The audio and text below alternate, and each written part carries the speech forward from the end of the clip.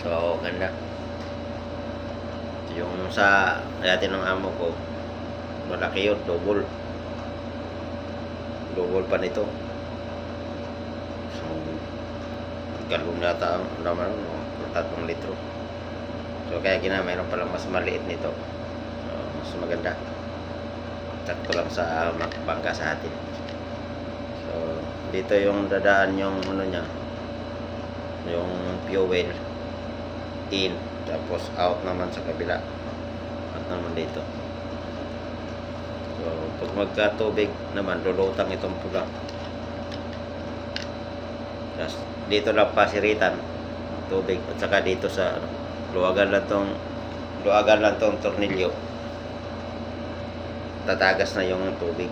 So, balik naman siya pag puro lulubog naman itong kulay pula. So, nice. Thank you Timo for delivery. So, mag-order pa tayo ng 1 piraso ulit niyan. Ito naman yung sa gamit ng fiberglass.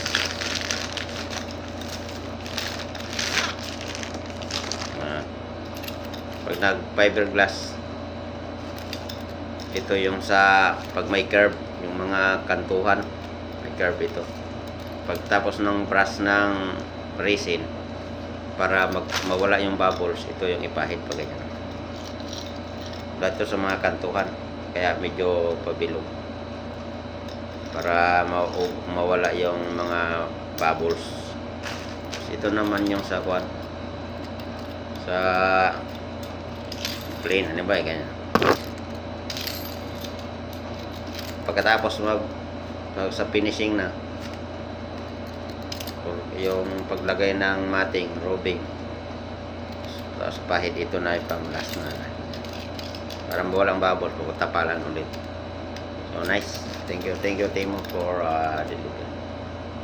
So, meron na ako nito dati, 3 piraso, kaya lang puro ganito. Ilang may mahaba, mas mahaba nito ng konti. Ang hinahabol to, walang pa akong ganito, no? So, ngayon meron na mga guys,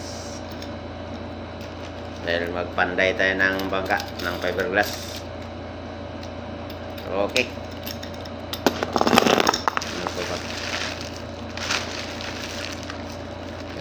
Ito naman yung blinker sa pampusit.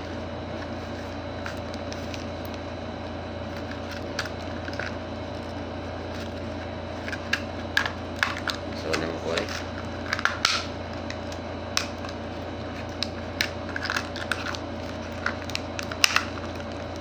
tapos ito yung gunting. Doon sa kabilang kwarto yung gunting. Ito natin ang buksan.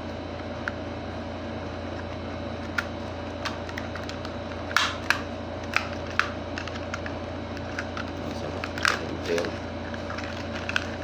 naipit na gini guys. Taklo pa rin. Kailangan kong dating sirain itong kay grabe na ba nagtaga.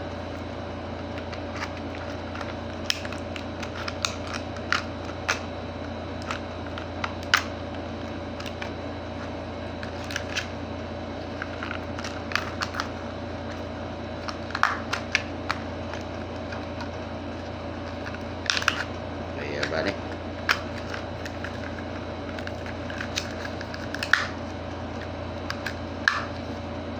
Duha din ay kabuok. So, 2 piraso.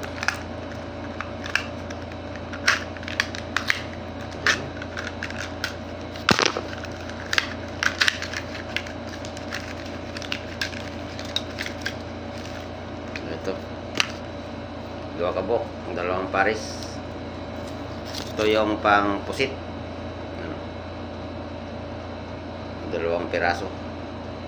Kaya ito, ginagamit ito guys sa pang pusit, yung pamain sa laot.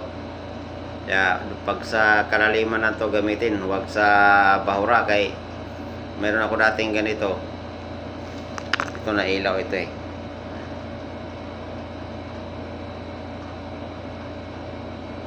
Higpitan lang ito guys. May battery na to siya.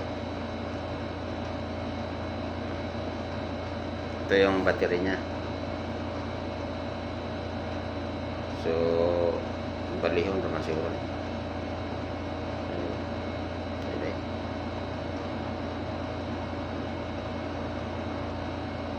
Yan. Didoot para pag off nito mga guys, mga kapising dyan, ito yung battery nya. Tapos para pag off, huwag lang masyadong idiin, and mag-ilaw. Pero pag gagamitin na, yan, idoot na siya. Yan, na-blink na siya, tapos isirado ito. Pag sirado nyan, dito itali yung nylon. Tali ang nylon. Tapos yung nylon dito, dito talian ng pain. Tali yung laman din ng pusit na maliit, itali dito. Kaya pag ganun-ganun yan, sangkatan na to dito yung pusit. Meron namang iba, hiwala yung ilaw, walang biwas, dugsungan pa ng kuwan. Meron pagkadugsong na may biwas, pero ito direct na ito siya. Dito yung ito yung butas, dito ilatali, tapos dito naman bakos ng talian na yung pain. Tali lang ng para dito iko ng sa ibabaw. Tapos ito may ilaw na siya. Dito kainin niya ng kon. Kaya doon naman dati meron ko nito, ginamit ko doon sa Boracay, daming pusit. So kinain ng barakuda. Kaya dapat lagi ito sa mga magtuna sa kalaliman kaya walang barakuda. Okay guys, ito dalawa.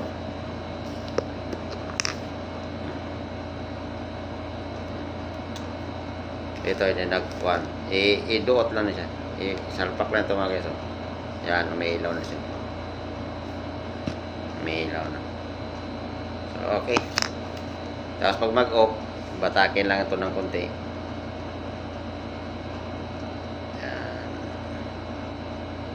Tapos waterproof ito guys, kaya meron tong o-ring, may gasket. Sarado lang. Ganun lang. Ingatan lang na huwag umog sa magkatubig. Kailangan punasan talaga ang kamay pagka i-off para tuyo. So nice. Ito yung blinker. Para may pamain ang pusit sa laot.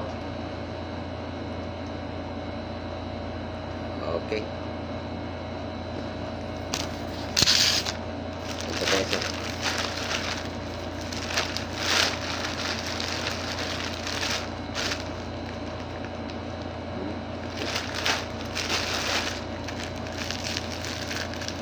Ito naman.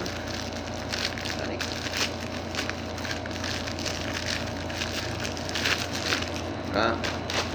So, meron tayong order guys ng padlock sa cabin.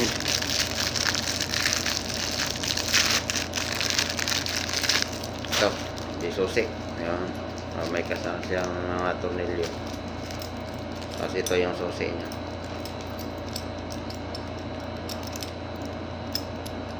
So, ito guys yung susian sa sa main door ng bangka. Ayan.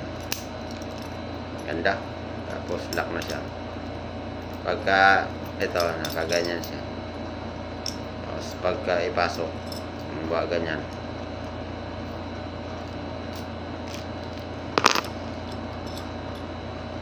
Pagpasok nito nakaganon yan eh.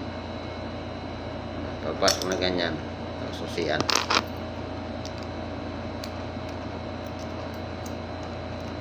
Yan susian para tapos hindi niya matanggal. So ito yung door lock sa main door. So ito ayos. Kailangan lang nito isa lang man yung kailangan pala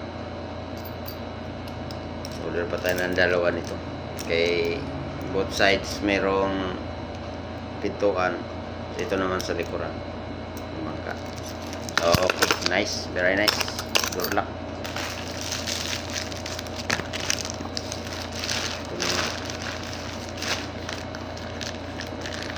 Ito naman mga guys yung ano, yung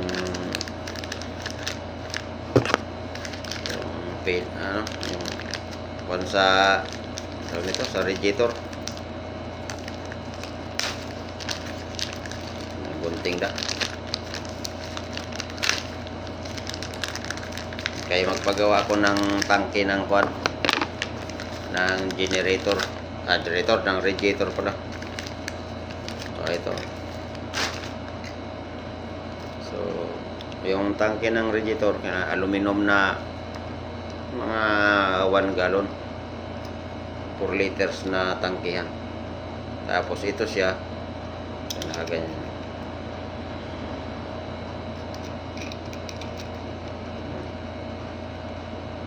Dusot lang niya diya para di magpasok, maglabas yung tubig. Tapos ito naman yung kanyang singawan. Ito to nakalagay dito. Yan, nakaganyan. Para dito magpasok yung, ito siya, yung bunganga pa lang to ng kwan, ng tangke, medyo kwadrado. Tapos ito pag ganyan nakasara. Yan. Sa pagkagaya sa sasakyan. Yan. So pag sarado ng ganyan, di na yan maglabas ng tubig dyan. Tapos ito naman, ito i-welding ito sa bunganga ng tangke, mga 1 gallon lang na tangke. I-welding ito sa aluminum. Tapos dito lalagay ng hose. Meron pa to siyang tangke na plastic, nakalagay sa medyo ibabaw para pagka okay sa ipantay lang siya. Pero pag nag-overheat, mag-awas yun, no, lalabas yung tubig. Yun yung sign na may overheat. Lalabas ang tubig dito dadaan, mapupuno yung tangke. So ganun lang guys. Pero pag sa bangka, mas maigi na yung ang hose nito ilalagay sa ibabaw ng tangke na maliit din na 1 liter lang. Dahil pag na babutas yung kuan, diba, nagka-damage yung maubusan ng tubig, yung radiator tube. So yung laman ng tangke doon sa taas na maliit, kahit 1 liter lang, papasok dito siya. So ibig sabihin, pag naubusan ng laman yung radiator coolant, yung tangke na plastic para maubusan para papasok dito, ibig sabihin signs yun na may damage yung nag-leaking yung radiator coolant. So ganun lang mga guys. Kaya ito kailangan natin bibili pa ng isa nito. So nice. Ito yung magamit sa mga sasakyan. Ming. So okay. Ganda. Bibili pa tayo ng isa nito.